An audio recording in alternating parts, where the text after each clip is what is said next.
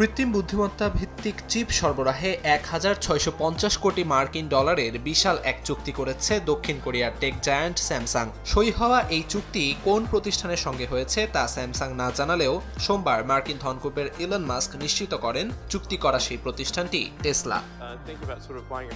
Mask জানান, টেক্সাসে স্যামসাংয়ের নতুন ফ্যাক্টরিতে তৈরি হবে টেসলার পরবর্তী প্রজন্মের AI6 চিপ। উৎপাদন গতিশীল করতে সরাসরি উৎপাদন লাইনে যুক্ত থাকবে টেসলাও।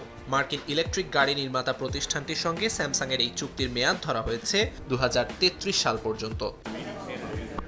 বিশ্লেষকরা বলছেন, কৃত্রিম বুদ্ধিমত্তার আধিপত্যের এই যুগে প্রযুক্তিগত দৌড়ে কিছুটা পিছিয়ে পড়া স্যামসাংয়ের জন্য বড় এক পুনর্জাগরণ নিয়ে আসতে পারে এই চুক্তি। তাইওয়ানের TSMCর কাছে এনভিডিয়া, অ্যাপলের মতো বড় বড় গ্রাহক হারানোর পর ৫ ট্রিলিয়ন ওনের বেশি লোকসানের মুখে পড়ে স্যামসাং। তবে এই চুক্তি আবারও প্রতিযোগিতায় শক্ত অবস্থানে ফিরিয়ে আনবে এই টেক জায়ান্টকে, এমনটাই মনে করছেন বিশ্লেষকরা। চুক্তির ঘোষণা আসার পরই সোমবার কোম্পানিটির শেয়ার মূল্য বেড়ে যায়। দ্বিপাক্ষিক বাণিজ্য চুক্তির চূড়ান্ত মুহূর্তে থাকা দক্ষিণ কোরিয়া আশা করছে যুক্তরাষ্ট্রের সঙ্গে নতুন করে সহযোগিতার পথ খুলে দেবে টেসলা স্যামসাং অংশীদারিত্ব। বিশেষ করে চিপ ও জাহাজ শিল্পে ২৫% সম্ভাব্য ট্যারিফ থেকে রেহাই পেতে বড় সহায়ক হতে পারে এই চুক্তি।